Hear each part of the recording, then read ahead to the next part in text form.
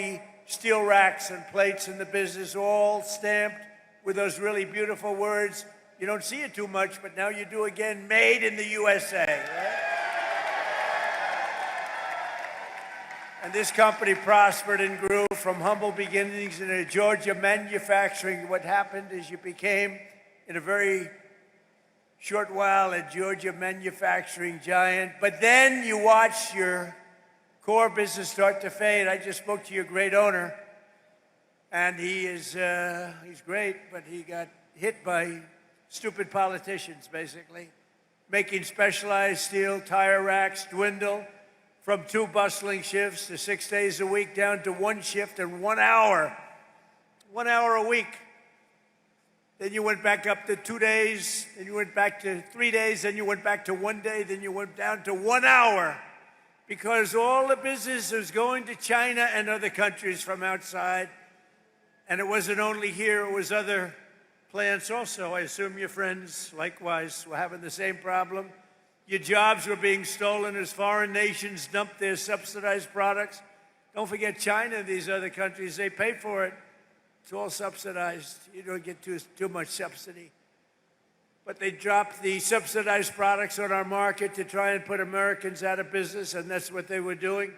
You're lucky you have a man that is so proud of this place. He kept it going, barely kept it going. It wasn't easy. You're a lucky guy. But now, thanks to the fact that we got elected on November 5th, and thanks to what I call the Trump tariffs, business at Kusa Steel is booming again. We just spoke, it's booming. And in October, you received your first large order for tire racks since 2014. It was a big, massive order. In fact, this great man right here thought that they made a mistake. He said it can't be possible. No, it's called tariffs. I said, my favorite word in the whole dictionary is tariff, and I got in trouble with, look at all the fake news back there. Look at them. I got in trouble.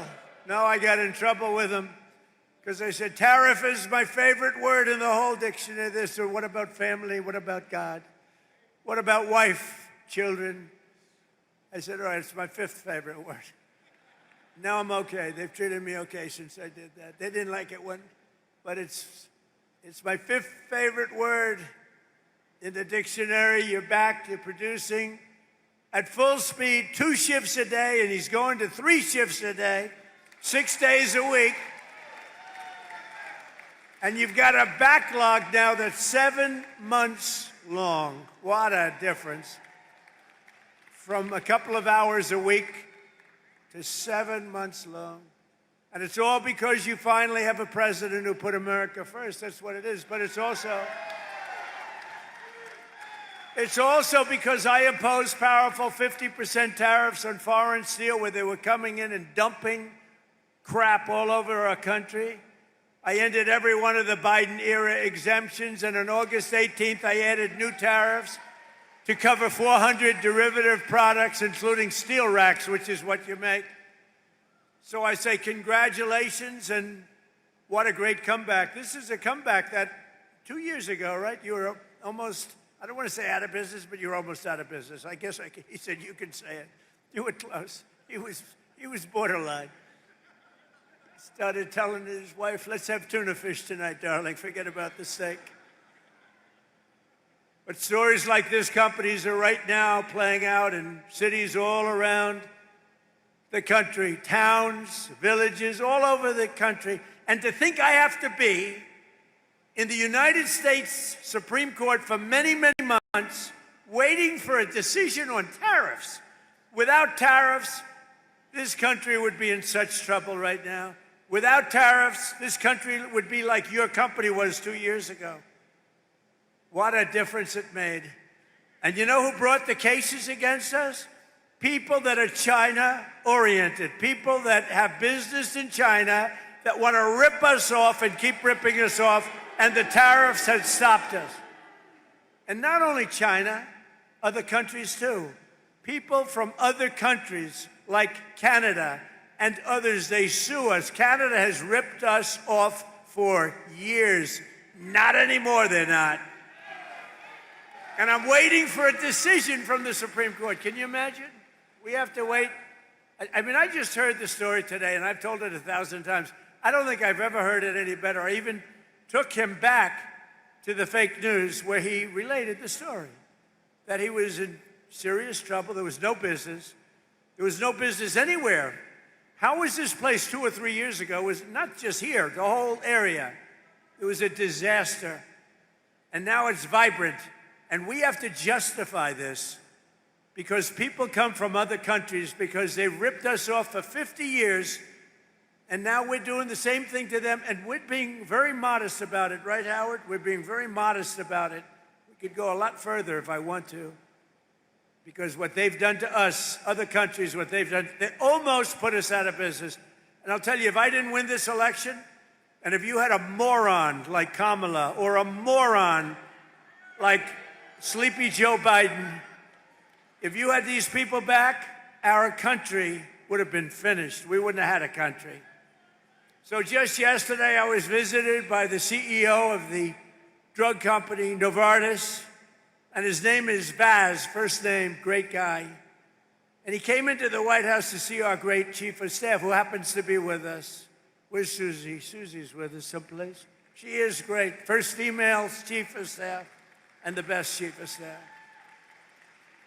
And she wanted to bring him in. It's a big, very big company, all based outside of this country. And she wanted to bring him in, so I said, come on. So I said, hello, how are you doing? How's it going? Sir, I'm building 11 plants in the United States. I said, that's a lot. How many do you have? None. But we're moving almost all our business into the United States. And I said, why are you doing that? Tariffs. Tariffs! Can you believe it? He said, tariffs. And I got to be before a court. Can you believe it? This is like men playing in women's sports, transgender for everybody. I have a new one to add, voter ID. The Democrats don't want to give us voter ID because they want to cheat. The only way they can cheat is if they, look, we can stop them so easy. You know what they say? We don't want voter ID because it's racist. Okay? That's a good one. It's racist, no. I'll tell you what, when they look at the polls, 95% of the people want voter ID. Then you have proof of citizenship. So we want voter ID. We want proof of citizenship. For you to vote, let's prove that you're an American. So please, proof of citizenship. They're fighting that. They're fighting that. And then we don't want to have mail-in ballots where they're mailed in from all parts of the place. Mail-in ballots are crooked as hell. We're the only country in the world that use this type of mail-in ballot, the only country in the world. I'll tell you what, Republicans have to win this one. We'll never lose a race. For 50 years, we won't lose a race. We want voter ID. We want proof of citizenship. And we don't want mail-in ballots except for the military far away, except for people that are ill, disabled, or people that are away. Even for a vacation, we'll be generous, okay? Other than that, we don't want mail-in ballots because mail-in ballots, they cheat. Without tariffs, what would you do? You know what? Everybody would be bankrupt, everybody. The whole country would be bankrupt. And I have to wait for this decision. I've been waiting forever, forever. And the language is clear that I have the right to do it as president. I have the right to put tariffs on for national security purposes, countries that have been ripping us off for years. You know what they were doing? Using tariffs. What a country. So sad. So just 1 year ago, under crooked Joe Biden, and he was crooked as hell, our country was dead. Now we have the hottest country. In 1 year, we have the hottest country anywhere in the world, right, Kelly?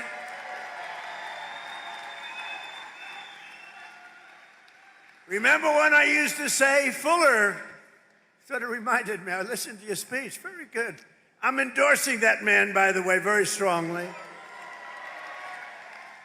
I actually listened to your speech back there, and you said, You remember when the president used to tell the story about getting tired of winning? You reminded me. I haven't told that story in a long time. You're going to be so tired of winning. You're going to be exhausted. You're going to get tired of winning. Remember I say your governor or Kelly Loeffler. Somebody's going to come up and say, President, please, we're winning too much. We're not used to it.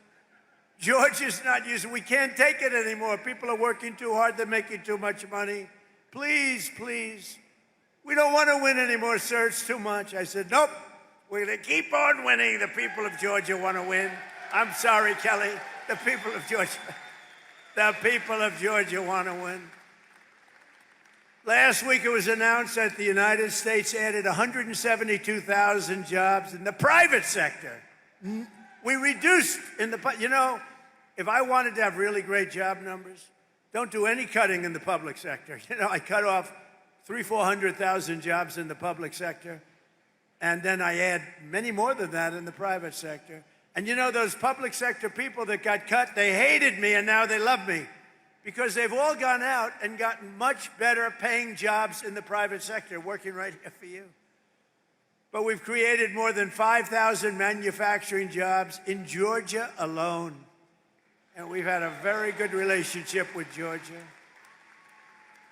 And as factory construction gets underway, we've created 70,000 new construction jobs right here, 70,000.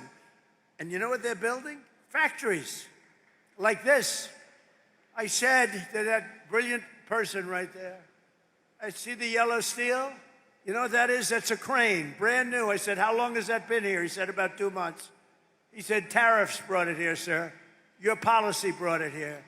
So today, more Americans in the prime of their life are part of a labor force than at any time since 2001, and then you could go back another 25 years from that. And more Americans are working today than at any time in the history of our country. Think of that statement. Any time in the history of our country, there are more Americans working today. In 4 years, Sleepy Joe Biden got less than $1 trillion of new investment into the United States. So in 4 years, he got a lot less than $1 trillion. But with our pro-American economic growth and the use of tariffs, we've already secured commitments for over $18 trillion. So think of this. In 11 months, because we haven't even gotten to last month, in 11 months, we have $18 trillion worth of investment coming into this country. And here's an example of it. Nice family, by the way. That's better looking than your crane. I like the family better than the crane. Very good. But a good family. The stock market has set 53 all-time record highs since the election. 53, think of that. 53 days it was at an all-time record, adding $9 trillion in value. But you got to go back for a second. So we do over 18 trillion in 11 months, and Sleepy Joe, for 4 years, did much less than $1 trillion. Think of that. This country would have been dead. Adding $9 trillion in value to your savings. I added $9 trillion, and your retirement accounts and 401ks are at the highest level they've ever been. And then I have to listen to the fake news talking about affordability. Affordability. Do you notice, what word have you not heard over the last 2 weeks? Affordability. Because I've won affordability. I had to go out and talk about it. But we inherited a mess. We inherited the worst inflation in history, but I'd like to correct it, because it's actually, the fake news corrected me. He exaggerated. He said it was the worst inflation in history, and it's only 48 years. So I apologize for that, Kelly. I apologize. So it's the worst inflation in 48. Actually, I think they're wrong. I think it is actually in history. We had the worst inflation in history under Sleepy Joe Biden. He was sleeping while you were working. No, he was sleeping while you were trying to get a job. You weren't working. And now we have the most people working in history. And just recently, we crossed 2 milestones. They thought it was totally impossible when the S&P hit 7,000 points and Dow Jones surged past 50,000. Again, I was supposed to do that within 4 years. They said he's got a small possibility. I don't know how many of you people watch the stock market, but if the stock market's good, that's good for everybody. That's good for you, good for everybody. But the stock market hit over 50,000 for the first time in history. They said maybe he might be. This is right after my election in November. They said, you know, Trump's a great businessman. He might be able to get 50,000 by the time his term finishes. No, we did it, Howard, in 1 year. 1 year.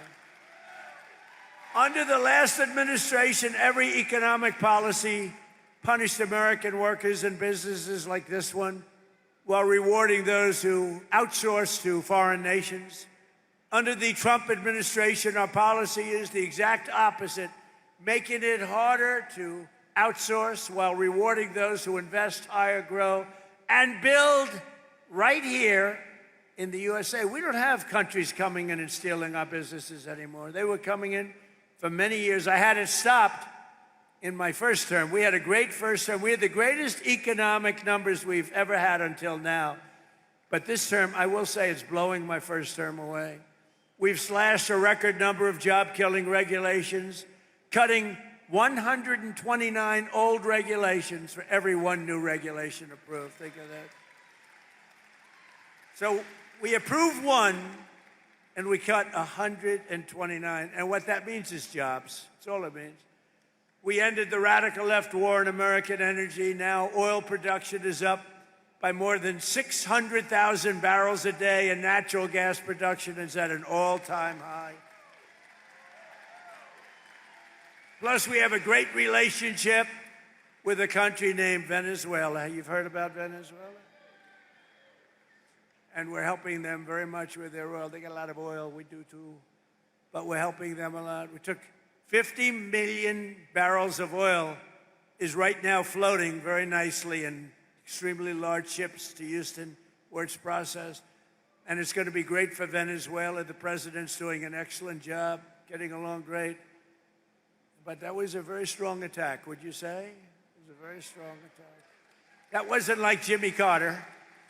That wasn't like Sleepy Joe Biden in Afghanistan, where he had no idea, had no clue what he was doing. Take the equipment. You know, I was getting out of Afghanistan. We were going to get out with dignity, strength. They feared us, but we shouldn't have been there, frankly. But we were getting out with dignity and strength, taking all the equipment. He left the equipment. They said, leave everything. Let's go. I said, what do you mean? You're leaving a $150 million airplane? And one of the generals told me, that's when I knew he was a stupid general, Milley, sir, it's better to leave the plane. I think it's cost efficient. You're going to leave a $150 million plane because you don't want to fill it up with a tank of gas? These people were so stupid. But now we have General Raisin Cane. He's a little different. A little different. He's a little different. I was told by my first administration, I had these generals, you know, what the hell, I never did it before, so I picked a couple of losers. But the first ones, they told me, sir, it'll take 4 years to defeat ISIS. And I said, how can it take 4 years? We have the best equipment in the world. Why? And I rebuilt the military my first time. I said, why would it take 4 years? They said, well, I would. So I decided to go to Iraq, and I flew to Iraq. I was extremely brave. In fact, so brave I wanted to give myself the Congressional Medal of Honor. I said to my people, am I allowed to give myself the Congressional Medal of Honor? And, you know, I've given out so many to guys that are seriously brave. I mean, they come in with the arms are missing, the legs are missing.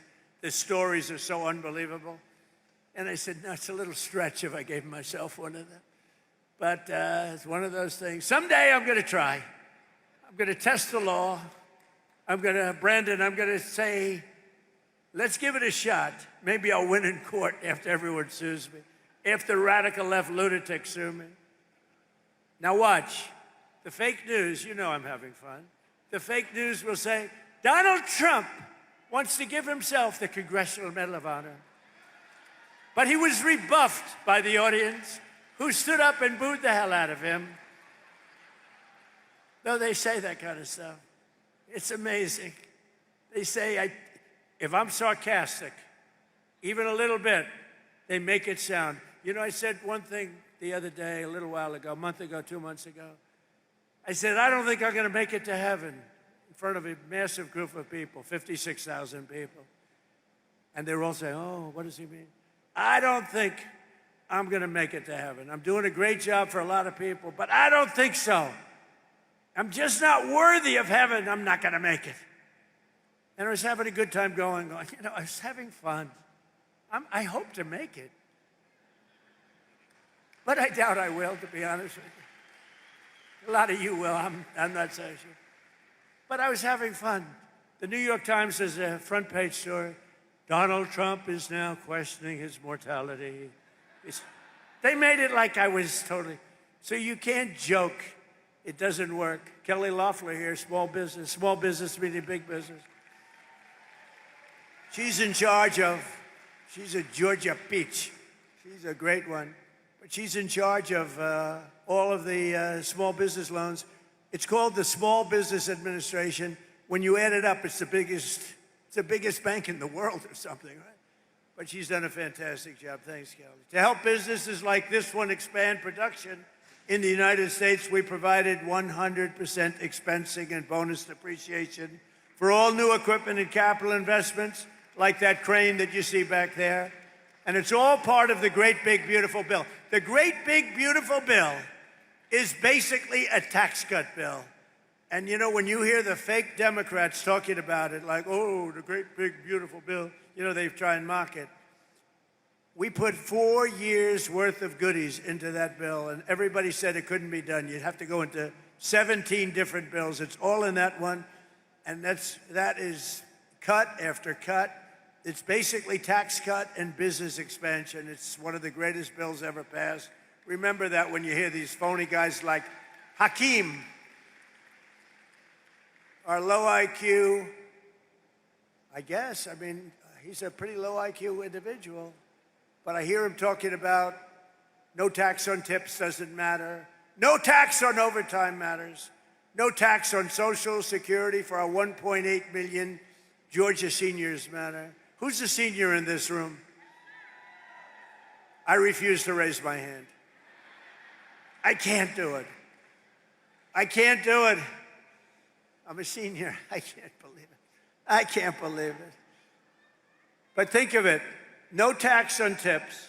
No tax on overtime for the people working there. How incredible. And for our seniors like me, no tax on Social Security. And watch what happens. They will now say, because I just gave them an idea, that Donald Trump passed the no tax on Social Security so that he could save $1,000. Oh, they're going to find me at conflict. They're going to say, Donald Trump has a conflict. I'll pay it, okay? You know what? I don't even talk about this much. I get no credit for it. So, as president, I make $2 million over 4 years, $2.5 million. I waived it. I'm the only president that ever waived it. And they never, ever talk about it. But every week, some of the scum from the New York Times will call, did he waive it? And if my secretary would say, yes, he did. If I ever said, no, he didn't, it would be a headline scandal. But you know that in the history of our country, and this surprised me because we've had wealthy presidents before, in the history of our country, there's never been a president that waived his salary. I'm the only schmuck. I get no credit for it. You know what? I get no credit for it. Nobody ever writes about it. It's the first time. We have a couple of front row Joes here. They've been to like 400 rallies. Thank you very much. Have you ever heard me even talking about it? I never talk about it. They've heard me talking about everything, but I don't talk about it. But I just did today because somebody said, you know, nobody's ever written a story about you waiving your salary. You know, it's still a couple of $1 million. It's like, not peanuts. It's estimated that these policies will help raise income in this state by $7,000 in the coming year, every year. Boost household take-home pay by over $10,000 and protect more than 200,000 Georgia jobs. It's amazing. No one knows the importance of tax cuts and fair trade. More than businesses like this one. So now I'd like to ask the president of Kusa Steel, Andrew Seville, very nice name, to come up and say a few words. I'd like to say, because I'm telling you, I met this guy, and he said something that his wife is going to be extremely upset. I said, "How are you doing?" He said, "President, if I didn't have all these cameras running, I would grab you and start kissing you violently." And I said, "Why is that?" He said, "Because what you've done for us economically in this state, in this town, with the tariffs in particular." So I want to just introduce Andrew. Thank you very much.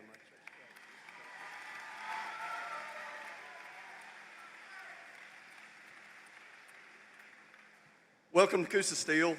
My name's Andrew Seville, as he said. I joined here in 2001 with my dad after I graduated from the University of Alabama. I've got to say roll tide. I've got to. My dad bought this company in 1985. We began to diversify, add all American-made equipment. Everything you see here, American-made. We have all American-made steel. That's all we keep. In all of those warehouses, all of it American-made. So we saw the tire rack industry really dropping off around 2010, and it was tough on our racks department. It was tough on these guys you see down front, these people that are used to this heat. I'm sorry if some of y'all aren't, but this is nothing to them. But the tire rack industry was going to China. There were no tariffs. They were bringing them in, and they were decimating the tire rack business in America. Your first term, we saw some things come back, just a little bit here and there. The second term, about July, the quotes, the orders, I couldn't keep up. They were coming nonstop.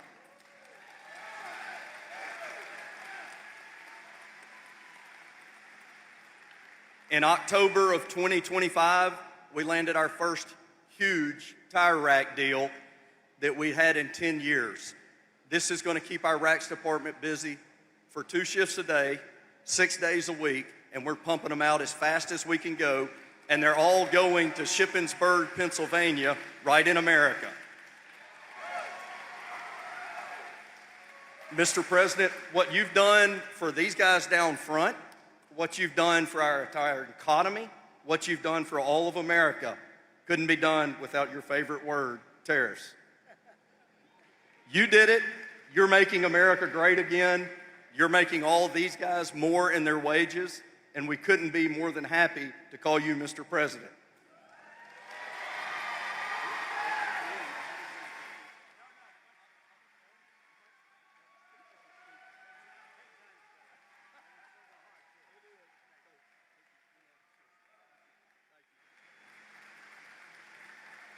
Wow, good man. And, you know, I say the car industry is coming back.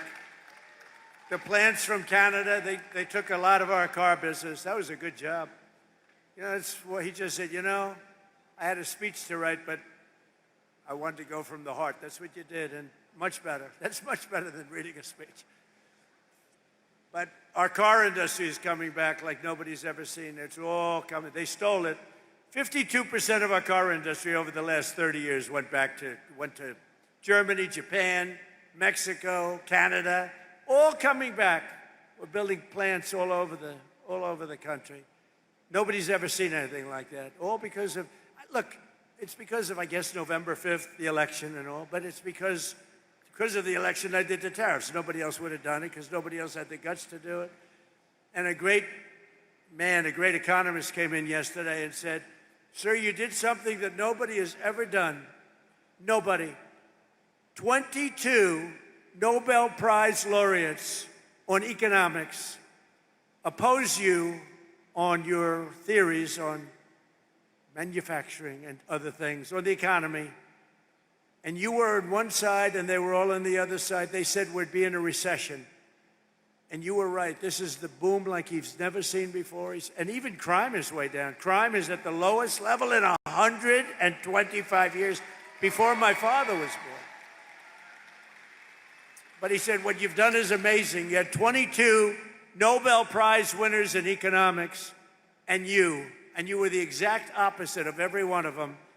And they admitted now, every one of them admitted, but I had Howard on my side, a great Secretary of Commerce, and I had Kelly on my side, and I have Fuller on my side. I know that. I got my Fuller. You better win that election.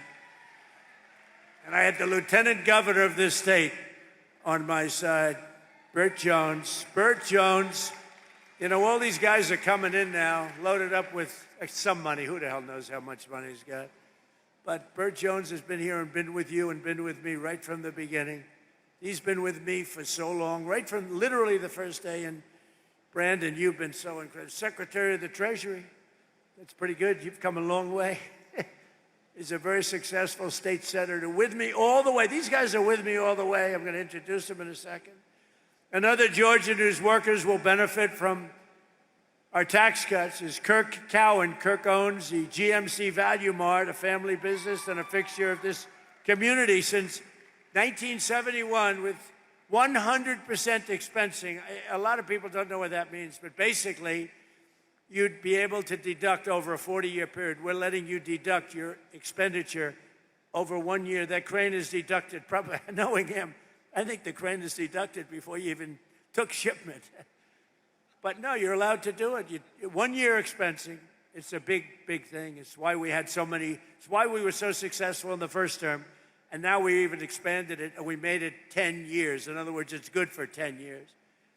With 100% expensing, bonus depreciation, and no tax on the overtime. And Kirk says that the tax cuts are helping him keep the store up and running, and it's doing better than it's ever done before. So, Kirk, could you come on up for a second, please? Kirk? Come on up, Kirk.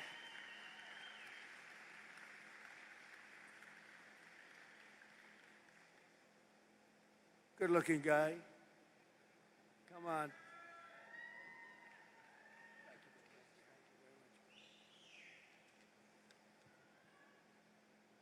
Good afternoon, Rome, Georgia. My name is Kirk Cowan, and my family and I are proud to call this community home. I'm the owner of GMC Value Mart, a family-owned pharmacy and grocery combo my parents started back in 1971. If you've ever shopped at GMC, you know we're not a big chain supermarket. We have fresh meats cut in-house. We know our customers by name, and we work hard every day to keep prices fair for families. But running a small business isn't easy. Between fluctuating food costs, regulations, and pharmacy reimbursement rates that don't always reflect what we pay, it can feel like the deck is stacked against you. That's why policies that support small businesses really matter. Under President Trump's leadership, Section 179 limits have increased, and permanent 100% bonus depreciation incentives make a huge difference. They allow us to reinvest in equipment, which doesn't just help owners, it helps keep prices down, keep people employed, and keep serving our neighbors. For us, that means upgrading our pharmacy to stay competitive and continuing to support local schools and community events. It means GMC Value Mart can stay right where it belongs, right here in Rome, Georgia. I'm grateful to have a president who understands small businesses are the backbone of a town like ours. Thank you, Mr. President, for standing with local businesses. It truly keeps places like ours alive. Thank you. Thank you, Kirk. Good job. Really good job. You think it's easy for these guys to get up and do that? It ain't easy. It's not easy, and that was really a couple of great jobs. Another key part of our tax bill is Trump accounts. That's a big thing. These are the tax-free investment accounts for every American child, starting with $1,000 for every newborn baby. Every newborn baby. I also want to thank Michael and Susan Dell. Dell, go out and buy a Dell computer, because they don't care about that. They care about this. They make a great product. They're not looking for any publicity. I give them publicity. They say, well, thank you very much, but it's okay. They put up $6,250,000,000 He started making computers on his bed. All of a sudden, he's got down. But he's a phenomenal person. She's a phenomenal woman. And they fund the accounts, and we're going to have funded 25 million children. So when they get to be 18 or 21, like these young, beautiful kids up front, they'll end up with a potentially really good nest egg, depending on, where the economy goes a little bit. But they could be quite rich. And they start with $1,000. And a lot of people now are putting tremendous amounts because you're allowed to come in and put your money into those accounts. And a lot of people doing it actually way, way over what we thought would be. It's been tremendous. I want to thank Michael and Susan. Joining us today is Bree Thomas, a local women's clothing boutique owner, along with her husband, Austin, their newborn son, AJ. Bree and Austin are very excited to launch AJ's Trump account with millions of dollars. Think of this, millions and millions of dollars being put into these various accounts. But on July 4th of this year, think of it, all you have to do is go to the TrumpAccounts.gov. Go to TrumpAccounts.gov. People are putting in money, and the people themselves are putting. Millions of Americans will benefit from these pro-job, pro-worker, pro-child policies. But Georgia's Senator Jon Ossoff and every Democrat in Congress voted against them. He voted, Jon Ossoff. I competed with him numerous times. He ran against a woman, I think her name was Karen Handel, and he was leading her, and they called for help. I came down and helped, and she won. That was his first experience with me. And then I never heard from her again. I think she said thank you, but she ran another race a couple of years later. She didn't win. She never asked me for help. That was a mistake. But she won. And then Ossoff somehow got involved in the Senate race. I said, no, he's easy to beat. He's a real stiff, real stiff. You know what a stiff is? He's a real stiff. We don't want people like that representing Georgia. Who would think that Georgia has a stiff?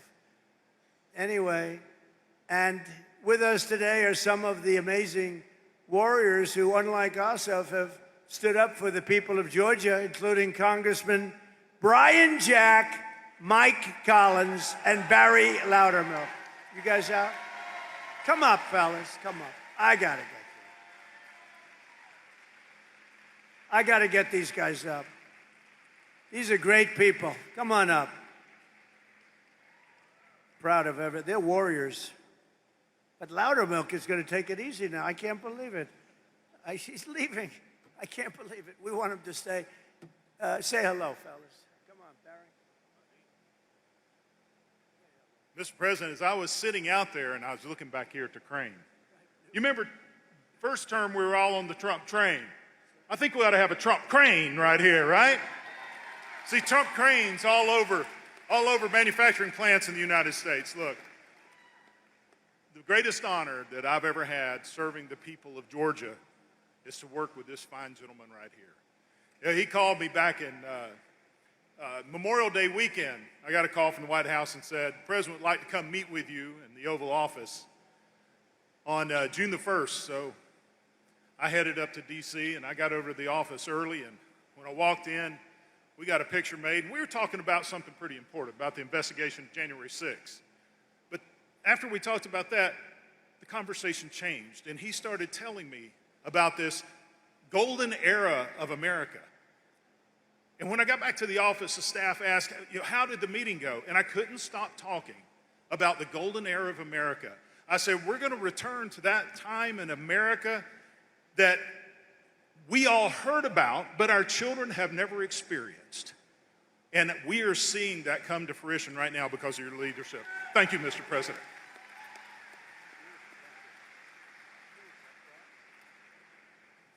Well, it is good to be back in Rome, Georgia. Do we have anybody here from Georgia's 3rd Congressional District?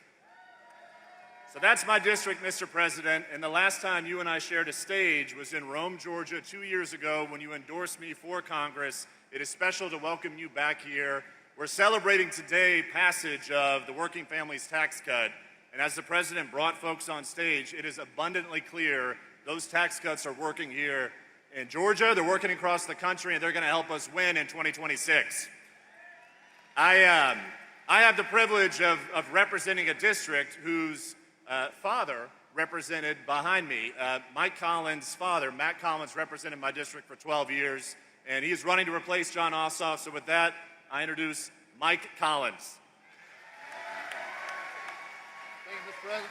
Boy, that tie looks sharp on you. You look good. Thank you. What's up, Rome, Georgia? I want y'all to know something. It is a true honor and privilege to serve you in Congress and represent Georgia's 10th district.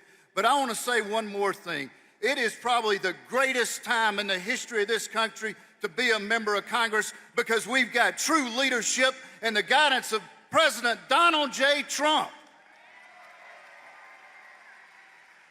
And I want you to know a couple of things. Now, we need to grow our majority in the House so that we can continue with an America First agenda. But folks, we got to make sure that we put the right Republicans in to help us to get this job done. And Clay Fuller, you're going to help us do that.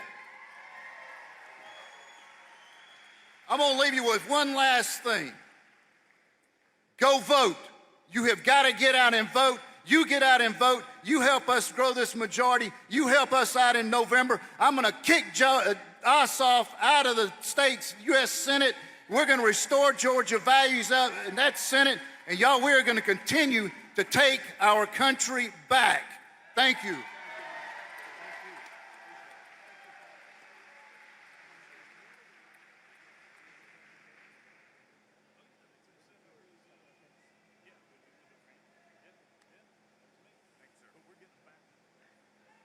I'll tell you, Loudermilk, I said, you were the one that they caught giving a tour of Congress to a couple of kids and a mother and a father, and they said that they were communists. They were actually constituents from Georgia. And it angered him so much that he became a wild man, and he was very effective. And I always say, I said, they picked on the wrong guy. Here's the guy shows up with a couple of really nice country, beautiful people with their two kids. He's showing them the Capitol. And they said, he's showing them classified information. He's showing them. The people didn't even know nobody knew what they were talking about. These people are sick.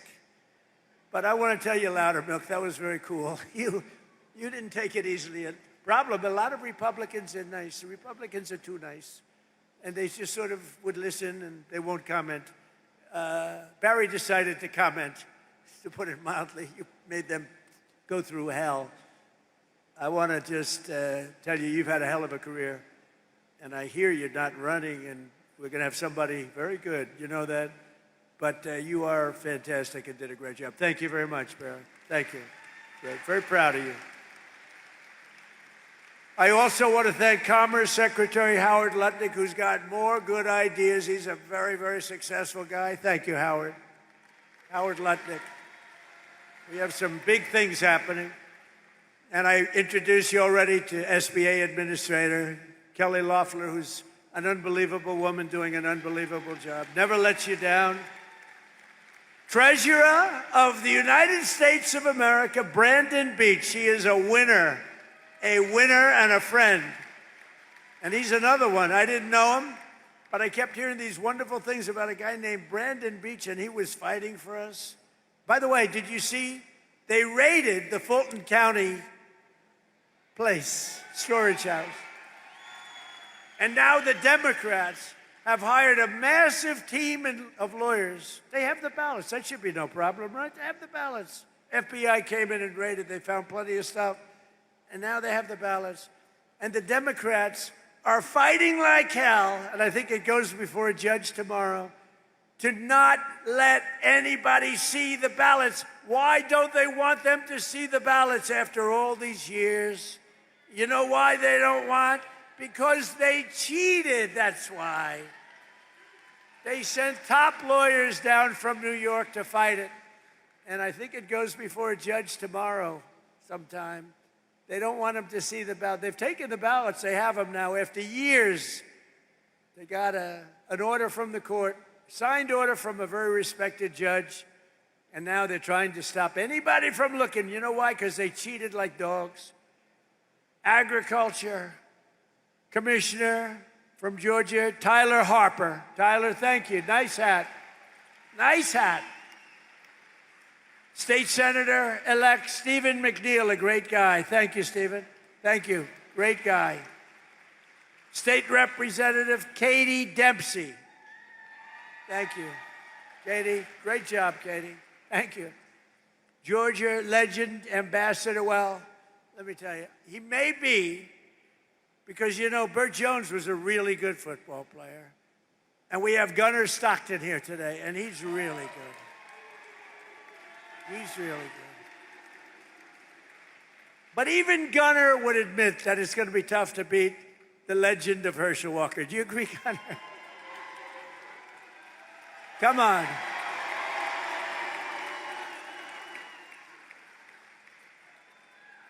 Because, you know, Lieutenant Governor Burt Jones was a great football player too, but he said, I heard you were great, Burt, but you were not Herschel. Hey, Herschel, come on up with Gunnar. Bring Gunnar up here. Come on.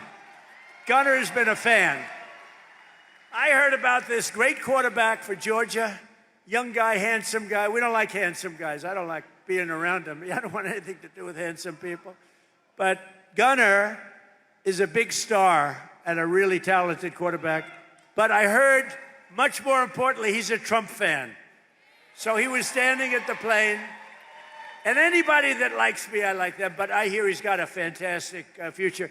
Gunnar and Herschel, say a few words, please.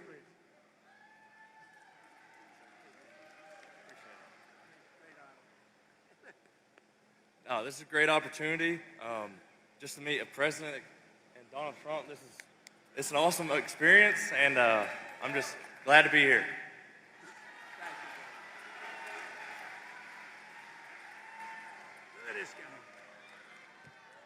God is good. Promises made, promises kept. This is a president right here that's going to go down in history as one of the greatest presidents the United States has ever had. Is standing before you right now is President Donald J. Trump, because what he's done, he's given his blood, sweat, and tears for the United States of America. So we got to get out and vote and do the same thing, because if we do not do that, we will lose this country, because men shouldn't be in women's sports. I know what a woman is. I know that guys should not ever be in women's sports. I know that we should always respect the law because it's written in the Bible, and we got to get back to what things are and make it simple. Make it simple and make it easy. This is the president to do it. Get out and vote, vote, vote. Vote the correct way, because we want to save America. Thank you, President Trump. I love you. I told him I will always fight for him. I've known him since 1983.